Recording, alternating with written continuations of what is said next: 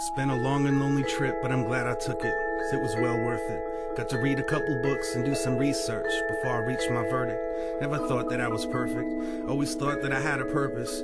I used to wonder if I'd live to see my first kiss. The most difficult thing that I did was recite my own words at a service, realizing the person I was addressing probably wasn't looking down from heaven, or cooking up something in Hell's Kitchen, trying to listen in or eavesdrop from some other dimension. It was self-serving, just like this is. Conveniently religious, on Easter Sunday and on Christmas, the television went from being a babysitter to a mistress. Technology made it easy for us to stay in touch while keeping a distance, so we just stayed distant and never touched. Now all we do is text too much.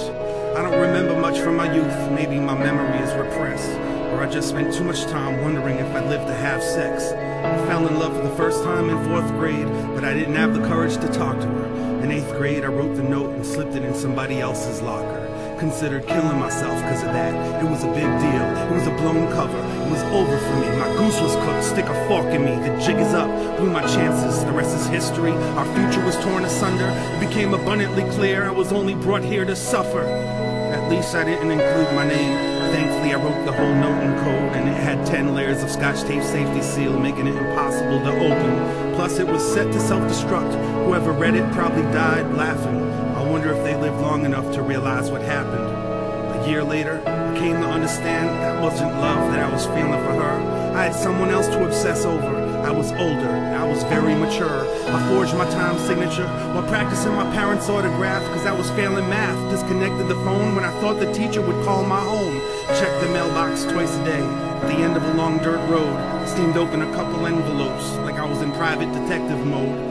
If you snoop around long enough for something in particular, you're guaranteed to find it. For better or worse, that's how I learned it's best to just keep some things private. It was the best of times. It was the end of times. It was the best of times. It was the end of times. It was the best of times.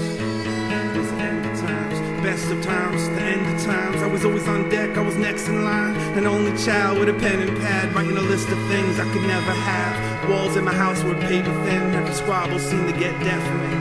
My memory served me correctly and made it a point to avoid and forget some things, probably to keep from being embarrassed. Never meant to upset or give grief to my parents. Kept my secrets, hidden my talents in my head, never under the mattress. Therapy couldn't break me, never learned a word that would ensure safety, so I spoke softly. Then I tiptoed off, and the door to my room was like a big old coffin. The way that it creaked when I closed it shut, anxieties peaked when it opened up, as if everything that I was thinking would be exposed. I still sleep fully clothed. It was the best of times.